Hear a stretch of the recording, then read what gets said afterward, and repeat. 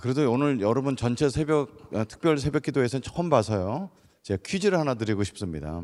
이 퀴즈는 저희 막내딸이 저한테 냈던 퀴즈입니다. 저희 애들이 외국에서 이제 선교사 자녀로 자라서요. 특별히 제가 살았던 동네는 이제 중국의 광동성이라고 광저우라고 해서 생활용어는 광동어로 하고 학교에 가서는 보통어 쓰고 집에서는 한국말 쓰고 미국 사람 오면 영어로 이야기해야 되고 이런 좀 복잡한 언어 구조 속에 자랐습니다. 그래서 우리 애들이 거기서 14년 동안 선교사 생활을 마치고 한국에 왔을 때는요, 영어, 중국어, 광동어, 한국어 되는 게 하나도 없었습니다. 그래서 이런 걸 영계국어 한다고 그러거든요. 그래서 학교 가서 이제 공부가 안 되고 친구들이랑 대화는 되는데 이제 공부가 못 따라가고 그래갖고 제가 오늘 특별히 이제 말을 못하는 우리 막내딸에게 아빠가 맞출 수 없는 퀴즈를 갖고 오면은 10,000원씩 주겠다 해서 제가 꼬셨던 기억이 있습니다. 그래서 친구를 많이 사귀어서 이제 한국말이 많이 늘었었는데요. 그때 제가 못 맞춘 퀴즈가 있어요.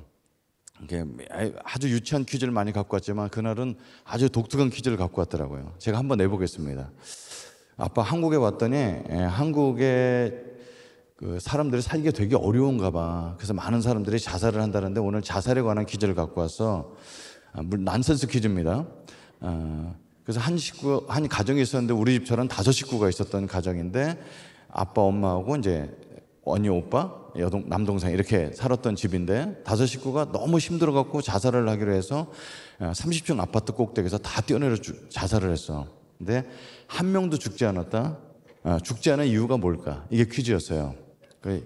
어렵죠. 그래서 힌트가 있답니다. 힌트는 뭐냐면 아빠가 죽지 않은 이유는 기러기 아빠였답니다. 엄마가 죽지 않은 이유는 새엄마였고요. 오빠가 죽지 않은 이유는 비행 청소년이었다는 거예요. 그리고 언니가 죽지 않은 이유는 날라리였다는 겁니다. 그 퀴즈는 뭐였냐? 막내가 죽지 않은 이유가 뭘까? 이거였습니다. 저도 알만한 거 다 나왔거든요. 뭐 기러기, 새엄마, 날라리, 비행 청소년. 그 뭐 정답이 도대체 모르겠어갖고 얘가 이런 퀴즈를 다 갖고 왔네. 그래서 결국은 못 맞췄습니다. 정답은 뭐였냐면요, 덜 떨어져서였습니다. 날아다니는 것과 전혀 관계없는 것이었습니다. 그래서 그날 이제 제가 10,000원을 주고 나서 방에 들어갔는데 기분이 되게 찝찝한 거예요. 이렇게 내가 딸한테 10,000원 뺏겼다고 기분이 안 좋을 리는 없는데 왜 기분이 안 좋지 하는데 이제 여기서 쓱 올라오는 사건들이 있었습니다. 저희 어머님은 저한테 태어나면서부터 이제 저희 집안이나 저에 대해서 항상 입버릇처럼 말씀하신 게 덜 떨어진 놈아 이거였습니다. 이런 덜 떨어진 집구석에 시집 와갖고 이렇게 고생하며 산다고 이런 얘기를 많이 하셨거든요. 처음엔 이제 그게 어머니가 섭섭하고 그랬었는데 자라면서 좀 알게 됐습니다. 우리 어머니가 그럴 수밖에 없구나. 저는 이제 어머님이 제가 4대 독자라서, 저희 아버님이 4대 독자라서 아들이 꼭 필요하셨는데 아들이 생기지 않으니까 절에 가서 천일 기도를 통해서 머리 깎고 스님 되셔갖고 천일 기도를 통해서 저를 얻으셨어요. 5대 독자로. 그러니까 저는 이제 늦게 태어나고 굉장히 귀한 아들로 자랐을 것 같은데 태어나 보니까요, 저희 아버님이 집에 가끔 오시는 거예요. 그래서 바쁘신 줄 알았어요. 근데 나중에 이제 크면서 알게 됐죠. 저희 아버님이 가정을 너무너무 사랑하셔갖고 가정을 2개나 갖고 계시다는 걸 알게 됐습니다. 근데 저희 집에 주무시지 않고 딴 분이랑 같이 살고 있다는 걸 점점 알게 되면서 엄마가 아빠에 대한 이 마음이 이렇게 미움이 크시겠구나 이런 걸 알게 됐습니다. 근데 저희 아버님은 제가 맨정신으로 살고 계신 걸 본 적이 거의 없습니다. 항상 아침서부터 술을 드셔서 주무실 때까지 술을 드셨는데 직장을 다닐 수가 없으시니까 술값을 얻으시려고 저희 집에 오시는데 일주일에 한 번, 어떨 때는 2주에 한 번 오셔서 돈을 어머니한테 얻어 가셨습니다. 근데 저희 어머니가 돈을 주지 않으시면 많이 폭력을 많이 행사하셨습니다. 밤에 오셔서 어떨 땐 굉장히 심하셨습니다. 그러니까 거울이라는 거울은 다 깨지고 문은 다 부셔지고 저희 집 주전자는 항상 찌그러져 있었어요. 이게 다 발로 밟고 이러셔갖고, 그러니까 굉장히 폭력적인 아버지 밑에서 가정폭력과 알코올 중독과 그리고 아버님이 바람도 피신 것이니까 다른 가정에 있었죠. 그러니까 저희 어머님 얼마나 살기 힘드셨겠습니까? 거기다 하나 더 어려움이 있었는데 제가 태어나 보니까 저보다 6살 많은 누님이 계셨습니다. 그 누님은 태어날 때부터 조금 어려움이 있어서 정신박약의 소아마비셨습니다. 그러니까 26살 돼서 돌아가실 때까지 소대변을 있는 바지에 싸셨으니까 저희 어머님이 새벽 4시에 공장 나갔다가 밤 10시에 오셔서 제일 먼저 하는 게 누나가 바지에 싸는 똥을 치우는 일이었습니다. 그러니까 제가 초등학교 2학년 때까지는 누나가 이제 방이라고 한 칸밖에 없는데 집에 들어가서 냄새가 나면 안 들어갑니다. 그럼 엄마가 올 때까지 마루에 앉아 있고 거기서 숙제를 하다가 엄마가 오셔서 누나가 다 똥 치우고 엄마가 밥 먹을 때 들어가서 이제 살았던 기억이 나는데, 어느 날 제가 초등학교 3학년 때 일찍 철이 들었습니다. 엄마가 와서 10시에 누나 그 볼일 본 걸 치우고 밥을 연탄불에 새서 드셔서 먹고 치우시지도 못하고 11시면 푹 주무시는데, 엄마를 조금 더 일찍 이렇게 1시간이라도 더 자게 하는 방법은 내가 누나 똥을 치우는 일이다 생각이 들어서 초등학교 3학년 때 누나 이제 똥을 치우기 시작했습니다. 이제 문제는 저는 잘 모르겠는데 친구들이 제 몸에서 냄새가 난다고 제 근처에 오지 않고 짝꿍을 안 해주고, 제가 이제 옛날 때는 자치기라든지 이렇게 야구 이렇게 하고 놀았는데 내 손이 더럽다고 그걸 못 만지게 하는 거였습니다. 네, 그때서부터 제 성격은 이제 굉장히 내향적이 되면서 친구가 없어지고 이제 벽 보고 울면서 이제 성격이 굉장히 내향적으로 자라가게 됩니다. 여러분, 이렇게 부모님들이 폭력을 행사하고 굉장히 싸움이 심하고 이런 가정에서 자란 아이들의 특징이 있는데요. 첫째는 자아상이 굉장히 약합니다. 저는 이제 사실상 지금 제 나이가 꽤 먹었는데 이 나이 먹도록 사람들 많은 데 가서 이제 손을 들고 내 의견을 막 강하게 얘기하던지 이런 걸 하기 굉장히 어렵습니다. 많이 들어주는 건 잘하는데 의견을 강하게 얘기하는 게 어려워요. 이렇게 보면은 내 속에 있는 자아를 드러내서 사람들에게 자신감 있게 얘기하는 것이 굉장히 약하게 자란다는 것을 알게 됐고요.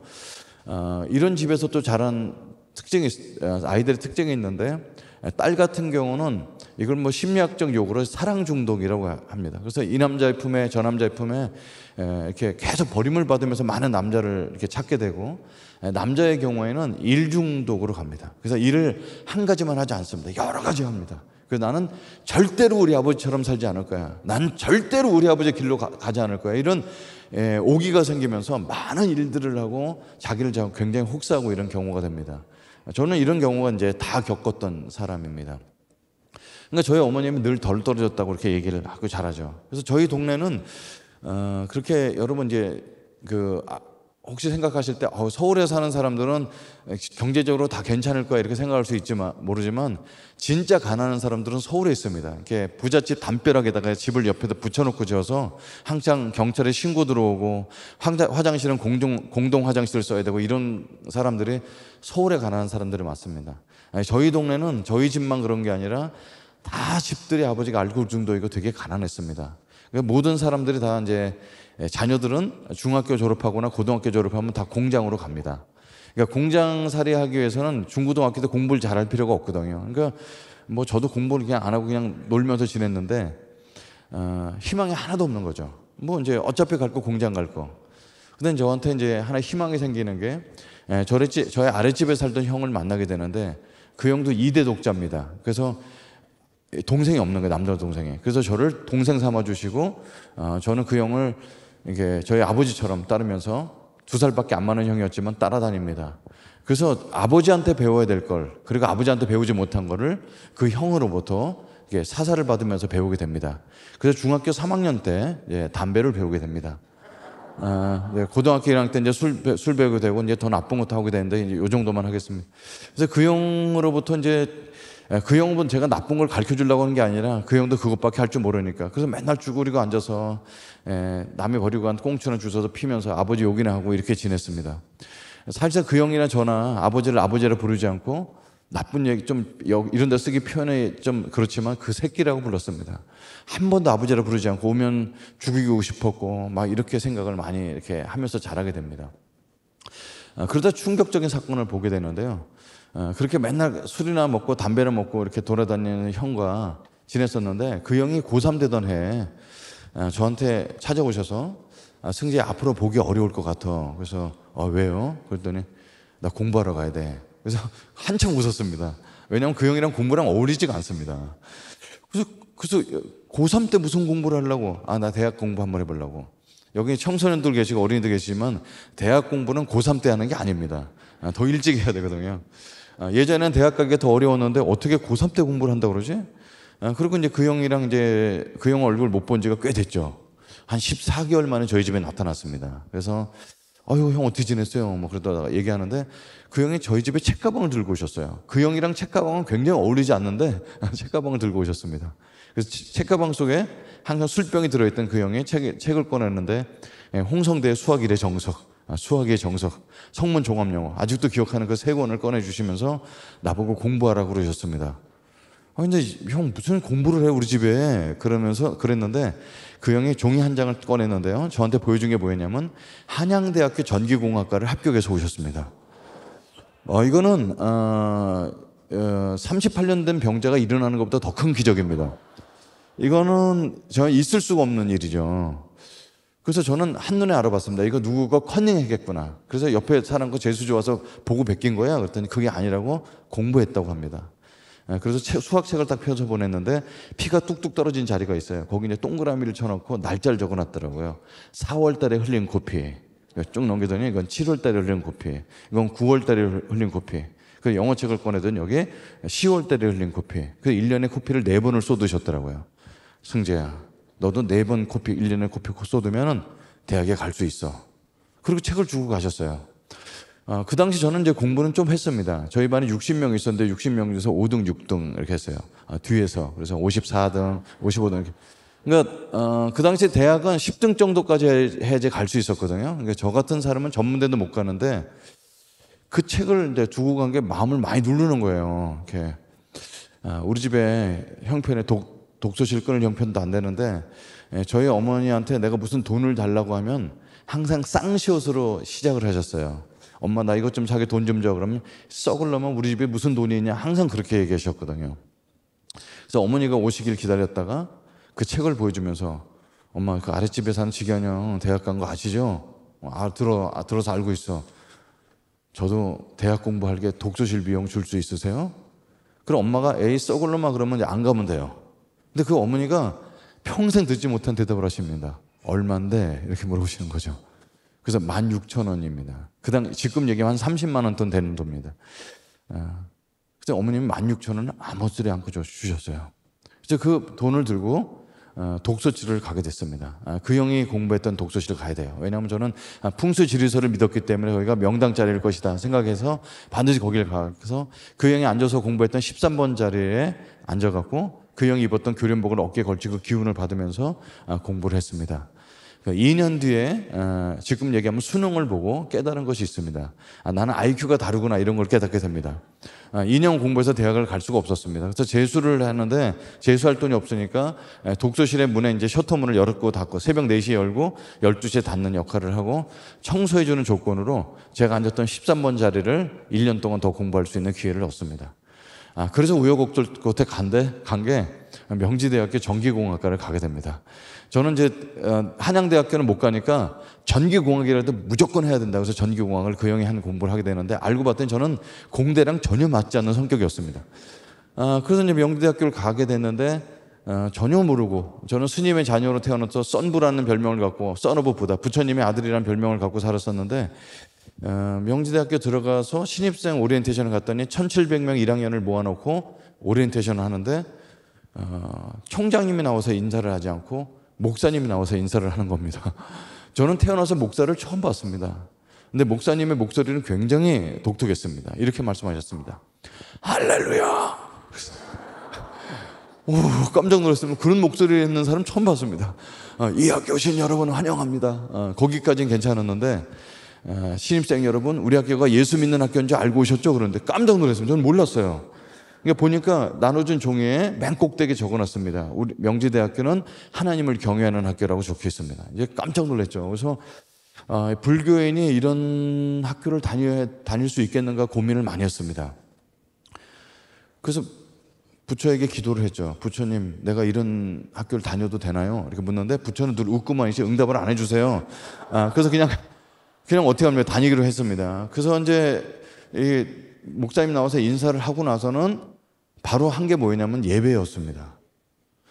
거기에 1700명 중에 교회 다니는 사람들이 3분의 1, 4분의 1도 안 될 텐데 우리들한테 의견도 묻지 않고 예배를 30분 동안 드리는 겁니다. 기독교가 저한테 줬던 가장 첫 번째 특징은 뭐였냐면 인상은 굉장히 폭력적이다는 겁니다. 저한테 묻지도 않고 무조건 예배를 드리고 예배 끝나자마자 학생과 처장님이 나오시더니 여러분 우리 학교 오신 여러분 환영합니다. 여러분을 위해서 선물을 준비했습니다. 그래서 저는 학교 이름 적혀진 볼펜 한 자루도 줄 줄 알았는데 학교에서 준비한 선물은 2시간 반짜리 예수 영화를 보여주는 거였습니다. 2시간 반 동안 추운데 예수 영화를 보여주는데 예수님이 노랑머리 한 외국인이잖아요. 근데 나와서 돌아다니는데 한국말로 안녕하세요 이렇게 더빙돼서 나오는데 되게 재미없었습니다. 그걸 2시간 반 동안 화장실도 못 가게 해서 보더니 화장실 가고 싶은데 한 사람이 딱 올라오더니 여러분 자리에 잠깐 앉으세요. 이 영화를 보고 예수님 믿고 싶은 분 자리에서 일어나시기 바랍니다 하면서 굉장히 강압적인 역할을 하는 걸 보게 됐습니다.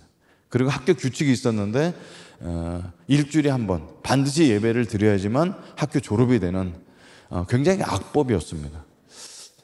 그래서 저는 여러분 제가 예수 믿고 보니까요. 불교인들이 교회 다니는 사람보다 착합니다. 왜 착할까요? 우리는 죄를 짓더라도 용서해 주는 게 이렇게 뭐 믿는 게 있는데 불교는 자기 힘으로 천당을 가야 되기 때문에 진짜 착하게 살거든요. 그러니까 저는 이제 불교인으로서 착해야 된다는 생각이 있기 때문에 그 예배를 한 번도 빠짐없이 참석합니다. 그 맨 앞자리에 앉아서 그 목사님이 설교하는 대로 받아 적기도 합니다. 하나님은 사랑이십니다. 그럼 부처님은 자비로우시다 이렇게 적는 거죠. 그러니까 내용과 상관없이 적으면서 출석은 꼬박꼬박 했습니다. 그러다가 앉아있을 때마다 사람들이 와서 저를 전도하고 뭐 동아리 활동 같이 하자고 꼬시는 사람이 많아갖고 굉장히 괴로웠는데 어쩌다 우여곡절 끝에 어떤 분이 저보고 대학생 캠프에 가자고 꼬십니다. 그러면서 사진 한 장을 보여줬는데요. 이게 소개하는 종이를 대학생이 굉장히 많은 거예요. 그래서 제가 물어봤습니다. 이거 몇 명이 모이는 건데요. 그랬더니 10,000명이 모입니다. 그래서 전 공대잖아요. 계산이 딱 나와요. 5,000명은 여학생일 것이라는 생각이 딱 들었습니다. 그래서 저 가도 되나요? 그래서 오라고 초청하는 거라고. 4박 5일 먹여주고 재워주는데 12,000원이었습니다. 비교적 싼 편이었어요. 그래서 이걸 들고 이제 어머님한테, 저는 어머니한테 스님이라 부르는데, 스님, 시주 좀 부탁합니다. 그랬더니 어머니 그러자, 이 썩은 놈아 돈이 어디 있어? 이거 딱 보여주면서, 여기 보세요. 여학생 많잖아요. 여기 가서 며느리감 데리고 오겠습니다. 그랬더니 바로 치마를 걷으셔서 봉창에서 이제 1,000원짜리 12장을 쳐서 저한테 주셨습니다. 그래서 이제 저는 그게 뭐 하는지 모르고 대학생 만날 생각만 하고 이제 수련회 비용을 완납을 하고 그리고 일주일 남은 수련을 위해서 준비를 했습니다.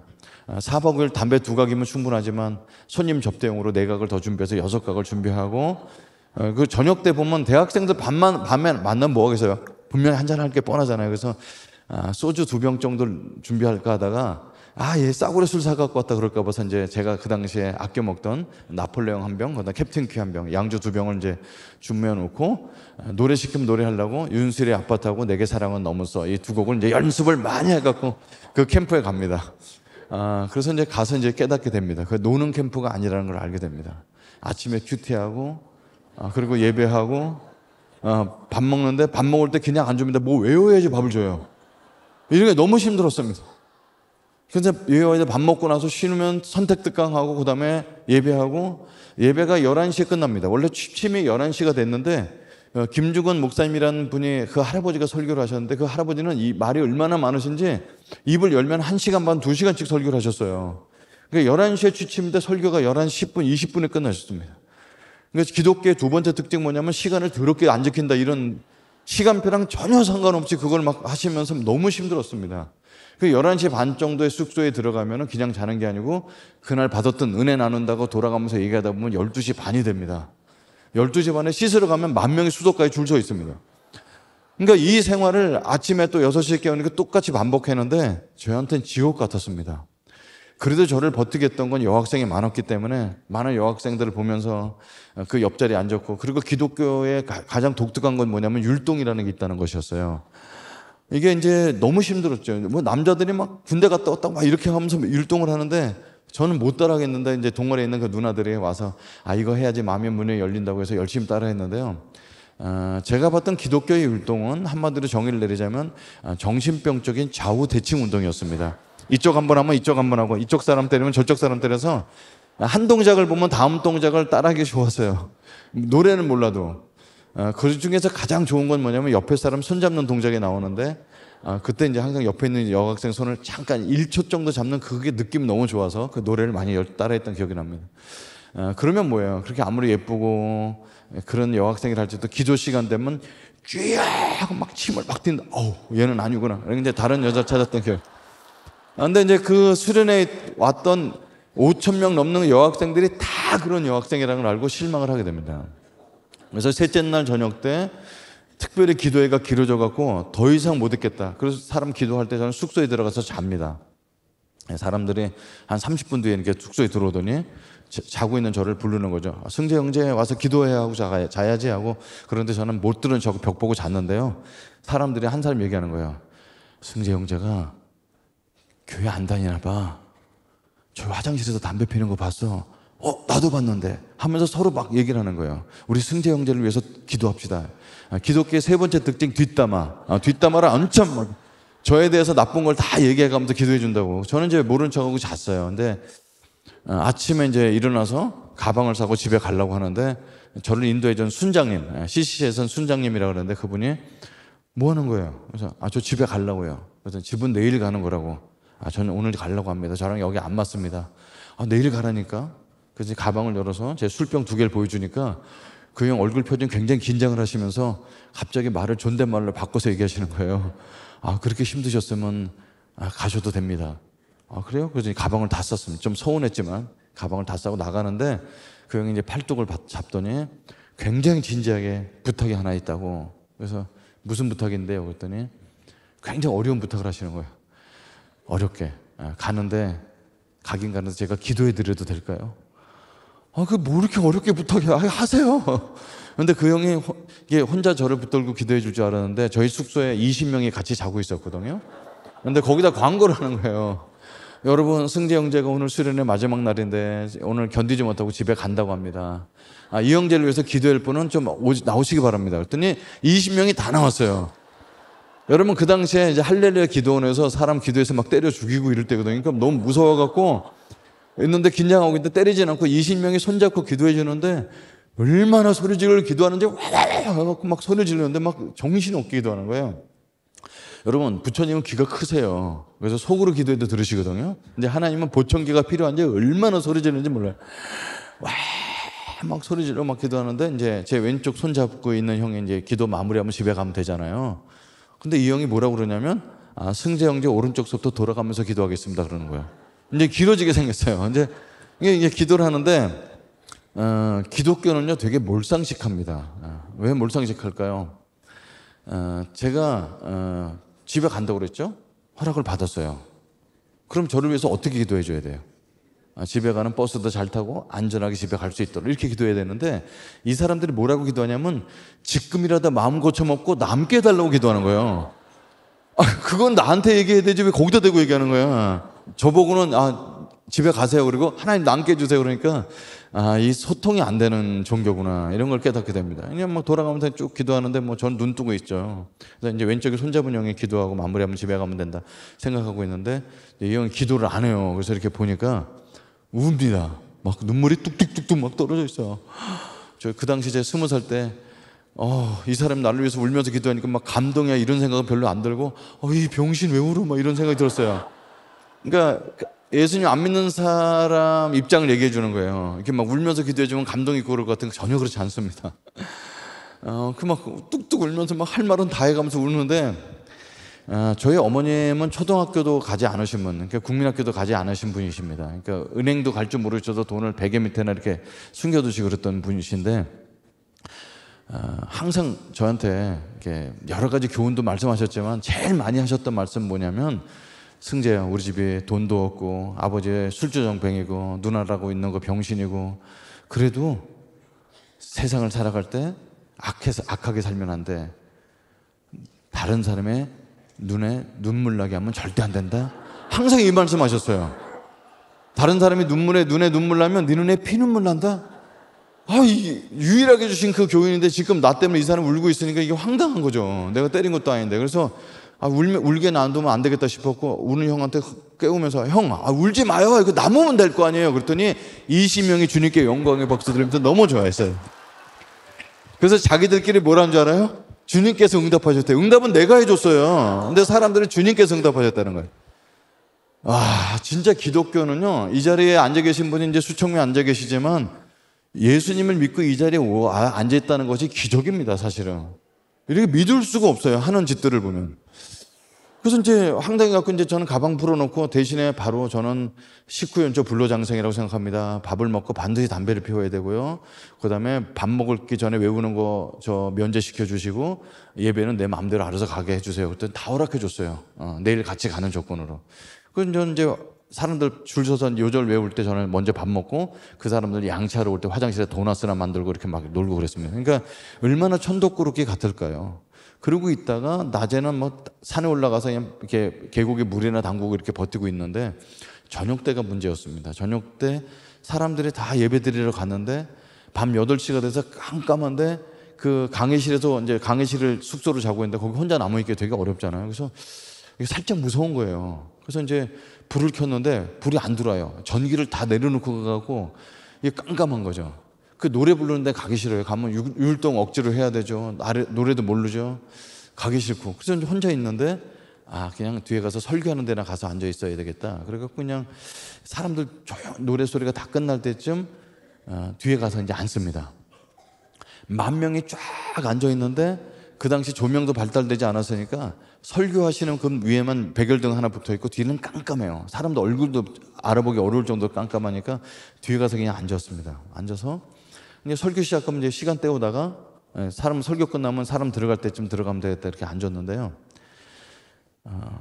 3일 동안 제가 예배를 한 9번 정도로 억지로 드렸습니다. 근데 예배 시간 한 번도 귀에 설교가 들어오지 않은데 그날 밤에 설교가 귀에 들어오는 겁니다. 아무런 마음의 준비도 없었고 교회 다녀본 적도 없던 제게 설교가 귀에 들어오는데 지금도 그 설교가 쟁쟁합니다. 모든 사람은 죄인입니다. 모든 사람은 죄인입니다.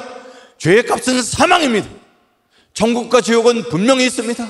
아무리 예쁜 미스 코리아를 할지라도 예쁜 죄인일 뿐이고 아무리 똑똑한 박사를 할지라도 똑똑한 죄인일 뿐입니다. 성자일수록 참회록을 씁니다. 왜냐하면 우리 양심이 우리가 죄인인 걸 말해주기 때문입니다. 21세기에 과학이 발달했다고 천국과 지옥이 없다고요? 천국과 지옥은 분명히 있습니다. 생물학자들이 하나님께 돌아오고 있습니다. 과학자들이 하나님께 돌아오고 있습니다. 그들이 학문이 깊어질수록 하나님을 만나기 때문에 하나님께 돌아오고 있습니다. 천국과 지옥은 분명히 있습니다. 죄의 값은 사망입니다. 이게 제가 38년 전에 들었던 귀에 쟁쟁하게 들렸던 설교 내용입니다. 이런 내용 갖고 계속해서 반복해서 말씀하셨습니다. 사실 저와 그 죄는 관계가 없다고 생각하고 듣고 있었는데 이제 여기 속에서 이제 뭐가 올라오기 시작합니다.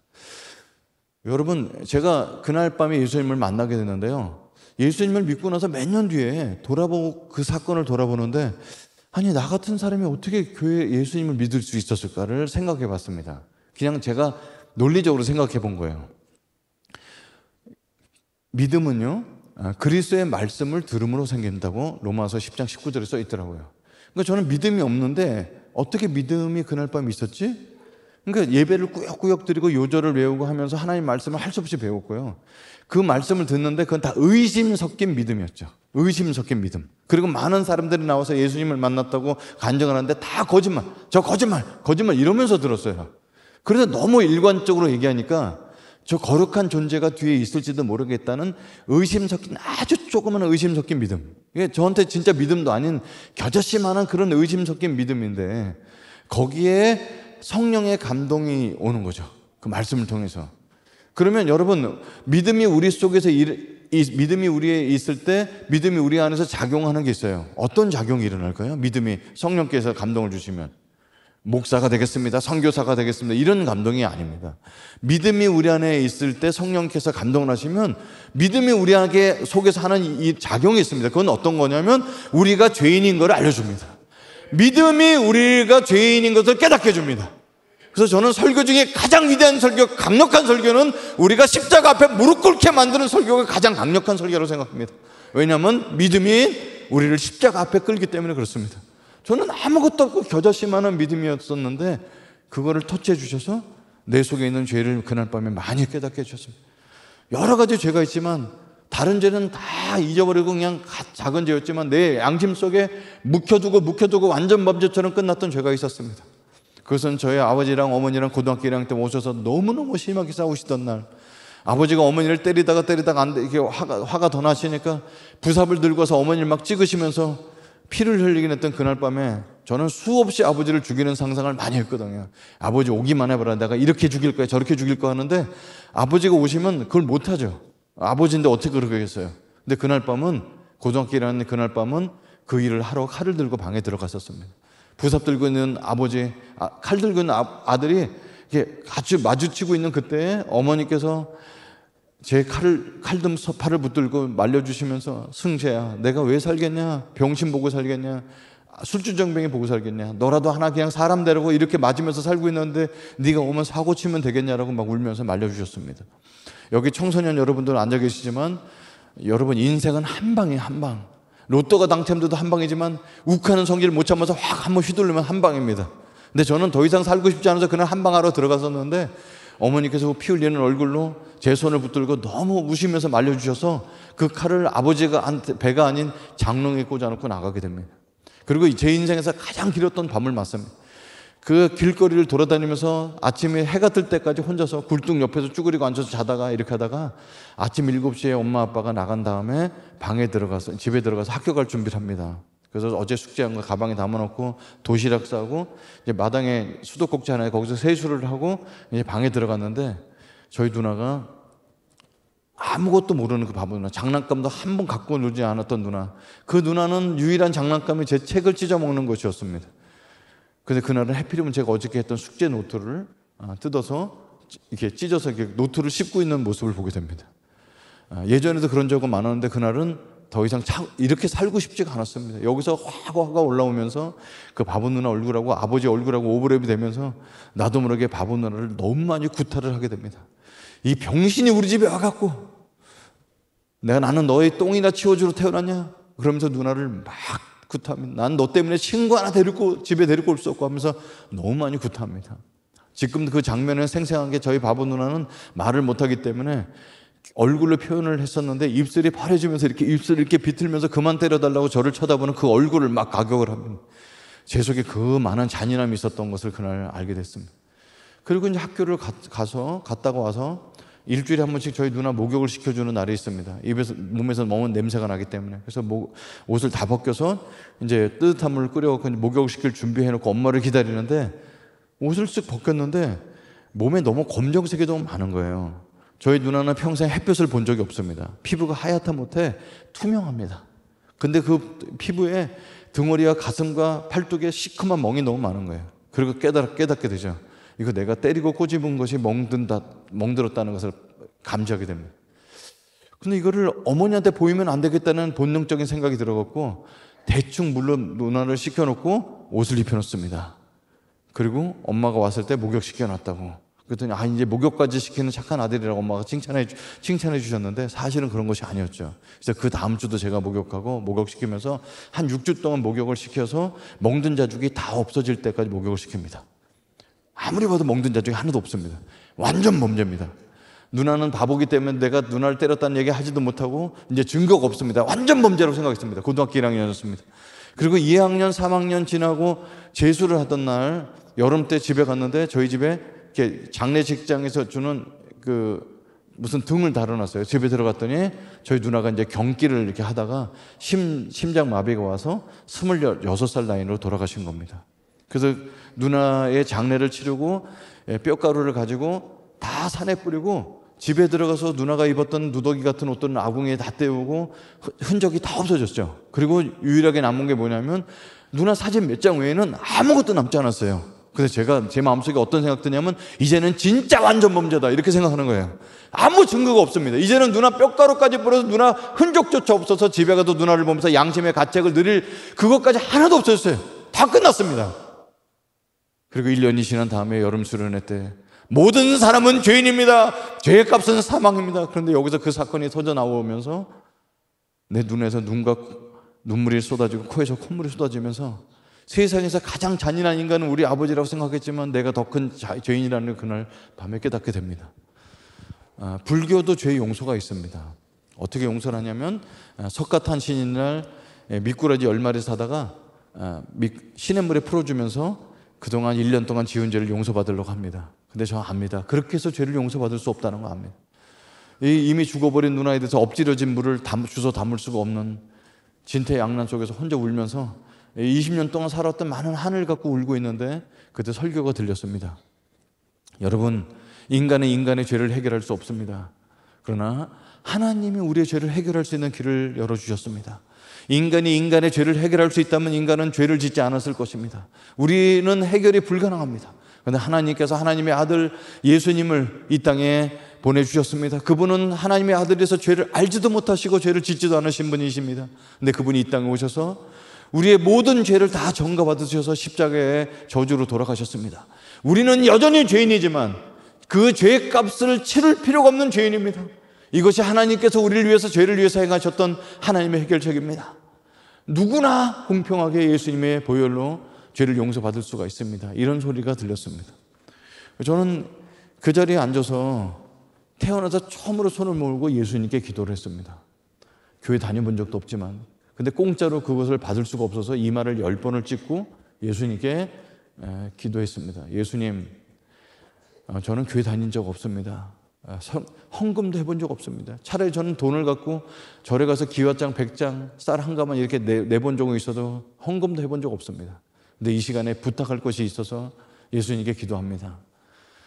작년에 죽은 저희 누나 혹시 지옥에 있다면 저 대신 천국 보내주세요. 그러면서 많이 울게 됩니다. 불쌍한 우리 누나, 한 번도 세상 구경도 못하고 말도 못하고 나한테 맞은것밖에 없는 그 누나를 위해서 기도합니다. 근데 여러분, 그런 기도는 엉터리 기도죠. 말도 안 되는 기도였습니다. 혼자 계속 울고 있는데 이 시간에 예수님을 나의 하나님으로 받아들일 분은 자리에서 일어나서 예수님을 자기 주인으로 받아들이시기 바랍니다라는 설교가 들렸습니다. 저는 일어날 수가 없었습니다. 근데 많은 청년들이 앞에서 일어나는 걸 보고 용기를 내서 일어나서 예수님을 진지하게 마음속에 받아들이기 기도를 합니다. 그때 저는 독특한 체험을 하게 되는데 빛이, 파란색 빛이 제 가슴 속에 들어오는 걸 체험하게 됩니다. 그 빛을 품고 모임이 끝나지 않았는데 사람들한테 우는 모습을 보여주고 싶지 않아갖고 숙소에 들어가서 벽 보고 누워서 나머지 울음을 삭히면서 수많은 20년 동안 살아왔던 걸 회고하고 있었습니다. 근데 사람들이 끝나고 쭉 들어오는 거예요. 들어와서 이제 기도회를 하겠죠? 근데 한 사람이 얘기합니다. 아까 승재 형제 일어나는 거 봤어? 나도 봤어. 또 뒷담화를 하고 이렇게. 그래서 저는 이제 벽 보고 계속 잤죠. 그리고 사람들은 밤늦게까지 얘기 나누고 기도하고 자니까 늦게 잤는데 저는 일찍 잤기 때문에 눈을 떠보니까 새벽 5시였습니다. 그래서 이제 눈을 떠서 사람들 자고 있는 거 보고 그래갖고 바깥에 나갔는데요. 그 전날 저녁에 비가 그렇게 내렸었거든요. 근데 아침에 해가 떴습니다. 5시에. 환하죠. 그래서 나가봤더니 이렇게 땅바닥이 그 세상이 다 젖어 있죠, 비에. 근데 아스팔트가 쭉 깔려있는 그 전주대학교 캠퍼스에 아스팔트 위에 물이 젖어 있는데 세상에 그렇게 아름다운 아스팔트는 처음 봤습니다.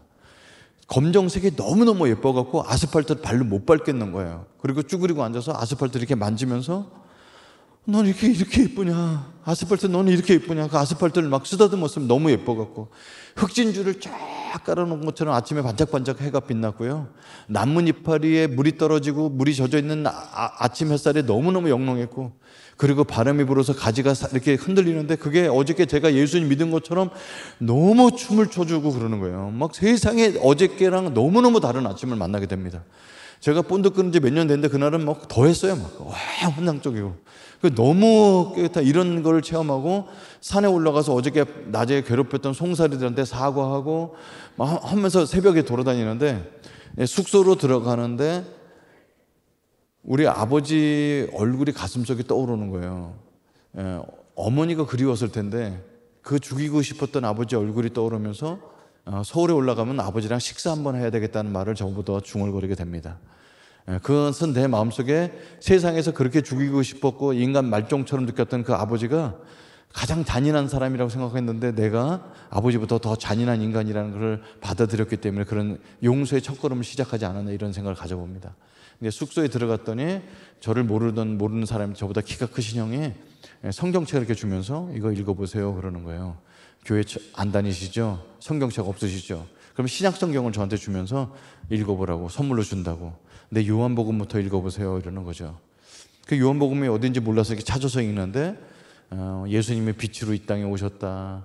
그다음에 물 갖고 포도주를 만드셨네. 그리고 예수님이 돌아다니면서 사람들 상담해 주시고 이렇게 그냥 소설책처럼 읽는데 요한복음 10장이 저한테 아주 특별한 말씀으로 와닿습니다.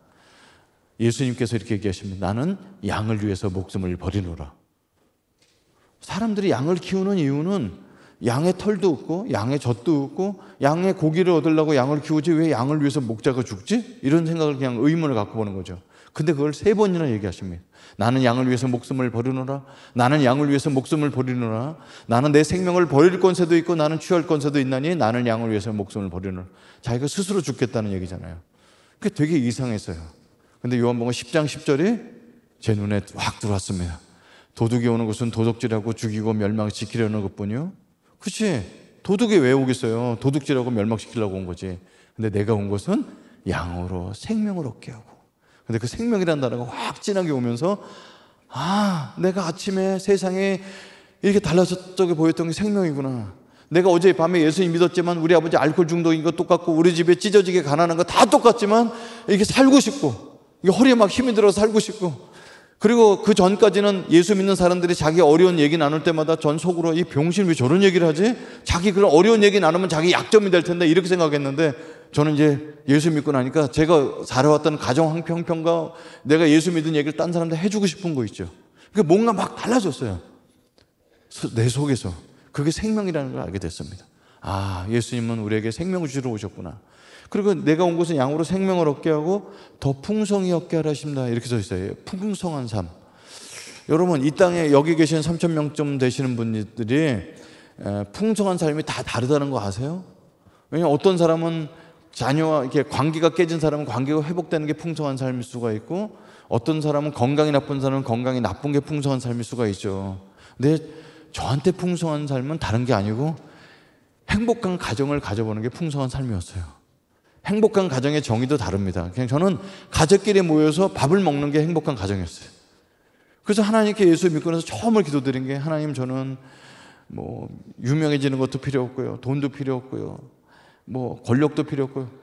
그냥 행복한 가정 하나만 주세요. 이렇게 기도했어요. 그래서 이제 행복한 가정을 가지려면 결혼을 해야 되기 때문에 내가 이 얘기를 누구한테 하지 그러다가 저희 동아리에 누구 얘기나 잘 들어주는 포근한 누나가 있습니다. 생긴 건 수녀님처럼 생겼어요. 화장도 안 하시고 늘 이렇게 한 장 성경책 읽으시는 그 누나가 있었는데 모든 얘기를 해도 다 들어주는 그 누나한테 가서 누나 나한테 기도 제목이 하나 있어요. 뭔데요? 저는 행복한 가정을 만나서 결혼하는 거예요. 그래요? 그래서 자매님 좀 하나 소개해 주세요. 그랬더니 그 누나가 CCC는 연애하면 잘리는 곳이에요. 그래서 이제 연애하는 것이 아니라고. 그러지 말고 계속 한 명만 소개해 주세요. 그랬더니 누나가 기도해 볼게요. 그러시더라고요. 저는 이제 됐다 생각하고 집에 갔는데 알고 봤더니 기독교 용어로 기도해 볼게는 안 된다는 뜻이었어요. 근데 그걸 모르고 이제 계속 기다렸는데 제일 졸르고 졸랐더니 한 자매를 소개해 줬어요. 근데 그 자매님은 어머님이 전도사님이고 아버님이 기독교 잡지 편집국장이시니까 얼마나 믿음이 좋은 자매예요. 그래서 둘이 만나서 소개받은 대로 데이트를 한 번, 두 번 하다가 그 자매도 저를 사랑하고 저도 그 자매를 사랑하게 됐습니다. 저도 첫사랑, 그 자매도 첫사랑. 얼마나 뜨겁게 사랑했겠어요. 근데 그 자매는 저보다 더 사랑하는 것이 뭐였냐면 미국에 유학에 가는 것이었어요. 그래서 정말 공부를 열심히 하더니 어느 날 저보고 승재 형제 나 미국의 2 대학에 합격했는데 가게 됐어. 나 기다려줄 수 있지? 그러는 거예요. 그래서 그럼 기다려야지. 얼마나 공부할 건데? 그랬더니 짧으면 7년, 길면 10년 공부한대요. 그래서 이런 건 기다리는 게 아니죠. 그래서 이제 덕수궁에서 손잡고 두 바퀴 돌고 156번 버스 태워서 보냈던 기억이 납니다. 학교 갔더니 제가 이렇게 처져 있었더니 그 누나가 사내 자식이 뭐 그거 이렇게 여자친구 미국 갔다고 이렇게 처져 있냐고 그럴 줄 알고 한 명 더 준비했어. 그래갖고 한 명 더. 근데 그 자매는 집이 너무 부자예요. 그래서 이게 뭐가 안 맞아요. 그래서 이제 그 자매가 이제 CCC를 나가면서 헤어지게 됐고요. 대학교를 졸업하고 CCC 간사를 제가 했습니다. 그래서 한 명 더 소개받은 게 여자 전도사님을 소개받았어요. 얼마나 꿈이 맞아요. 뭐 하나님 나라를 위해서 이런 거 막 얘기 나누다가 저는 중국 선교사가 꿈이라고 그랬더니 그 자매는 자기 선교를 못 한대요. 다른 나라 물만 먹으면 설사를 하고 물갈이해서 못 한다는 거죠. 그래서 기도 좀 해보라고. 그래서 이 자매님이 월요일 날 금식 기도원 들어가서 금요일 저녁 때까지 15끼를 금식하고 나오셨어요. 얼굴이 환해져 갖고 나오셨어요. 그래서 저는 이제 앞에서 기다려서 만났죠. 하나님께 뭐라고 응답하셨어요? 그때 응답하셨다고. 뭐라고 응답하셨는데 그랬더니 형제는 아니라고 말씀하셨다는 거. 저는 이제 뜨겁게 사랑을 3번 해봤는데 3번 다 체계됩니다. 자상이 약한 사람 누굴 찾지 못하죠. 그리고 이제 CCC 간사하면서 한 달에 월급 10만 원도 안 되는 월급 갖고 사니까 데이트도 할 수 없었는데 대학교를 졸업한 그 누나가 저한테 7장짜리 편지를 보내오셨습니다. 그리고 제 인생을 다 평가를 내려주셨어요. 승재 형제는 설교도 잘하고 리더십도 있고 하나님 사랑하는 것 같은데 근데 한 가지 흠은 거룩하지 못한 게 흠이야. 자매를 너무 밝히고 그리고 만나자마자 첫날부터 손잡으려고 그러고 저를 너무 잘 알고 계시는 거죠. 그런데 사역자들이 망하는 길이 권력과 돈과 여자 문제 때문에 망하게 되는데 돈과 권력은 사랑하지 않는 거 분명한데 자매 문제 때문에 망할 것 같아 늘 고민이라고. 근데 더 이상 소개해줄 자매는 없다고. 그러면서 나는 어때? 이렇게 보내오셨어요. 그래서 지금 그 누나랑 만나서 32년째 살고 있습니다. 너무 감사하죠. 여러분 저는 예수님 믿기 전에 가정폭력을 했던 집에서 자란 사람은 반드시 아버지가 했던 걸 흉내내서 아내를 때린다고 합니다. 32년 동안 살면서 저는 언어 폭력 한번 쓴 적이 없습니다. 왜? 그 거룩하신 누나 앞에 대들 수가 없기 때문에 그렇습니다. 여러분 이제 결혼하자마자 바로 행복하게 살았냐? 그렇지는 않죠. 왜냐하면 저는 모국어가 있잖아요. 우리 아버지가 썼던 언어를 갖고 있습니다. 그게 모국어거든요. 저희 아버님은 집에 오셔서 세수를 하시고 수건을 안 가지고 가시고 갑자기 소리 지르세요. 이놈의 집구석엔 수건 하나 없어. 이게 수건 달라는 소리거든요.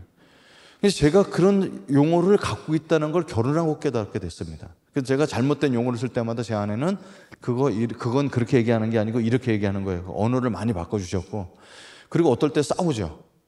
제가 막 흥분해서 얘기를 하면 아내가 오늘은 대화가 더 이상 안 되나 저 먼저 잘게요. 그리고 화가 내는데도 주무십니다. 제 아내는요, 이 감정 기복이 거의 없어요. 이게 회전하는 그림자도 없으신 분이십니다. 그래도 이렇게. 그러니까 저는 이제 혼자 황당해서 화를 내다가 자는 거죠, 저도. 근데 아침에 일어나면 감정이 내려앉으면서 정상화되죠. 그럼 여보 어제 내가 잘못했어요. 그러면 그때 얘기를 하면 잘못한 거 아셨어요? 잘못했어요. 그럼 뭘 잘못했는지 10가지 써오세요. 그럼 이제 10가지 이렇게 써갖고 이제 검사를 받고. 근데 아내가 항상 보면서 아직도 뭘 잘못했는지 모르네. 여러분 남자는 자기가 뭘 잘못했는지 굉장히 알기 어렵습니다. 그렇게 이제 신앙 가정생활 하면서 아이들이 자라는데 이제 오늘 시간 없어서 이제 오늘 여기까지만 하겠습니다. 아이들이 크면서 나는 연하의 남자를 만날 거야. 연하 커플이 좋은 것 같아요. 엄마 아빠 사는 게 보기 좋았던 모양입니다. 그래서 지금 제 딸은 2살 어린 남자랑 지금 9년째 사귀고 있고 아들은 4살 연상이랑 사귀고 있어요. 우리 집안은 이제 결혼하게 되면 이게 굉장히 호칭이 헷갈릴 것 같은데 그냥 사는 게 보기 좋았던 것 같습니다. 우리 가정이라고 무조건 행복한 것만은 같지 않은데 저는 하나님을 만났더니 하나님께서 생명을 주셨을 뿐만 아니라 제게 가장 알맞는 풍성한 삶도 주셨습니다. 여러분 이 자리에 계신 분들 예수님을 만나면 무슨 특별한 복을 받는 것이 아니라 이미 우리에게 생명을 주셨습니다. 그것이 가장 큰 복이고 주님과 동행하는 것이 가장 풍성한 삶인 줄 믿습니다. 그래서 이 자리에 혹시 예수님 믿지 아직 믿음이 없으신 분은 예수님을 꼭 만나셔서 생명과 풍성한 삶을 누리시고 예수님을 만난 우리들은 이미 만났던 그 생명을 풍성함을 갖고 그리고 그 생명이 우리 속에 차고 넘쳐서 많은 사람들에게 예수님의 빛과 소금의 역할을 감당하는 여러분이 되기를 간절히 축원합니다.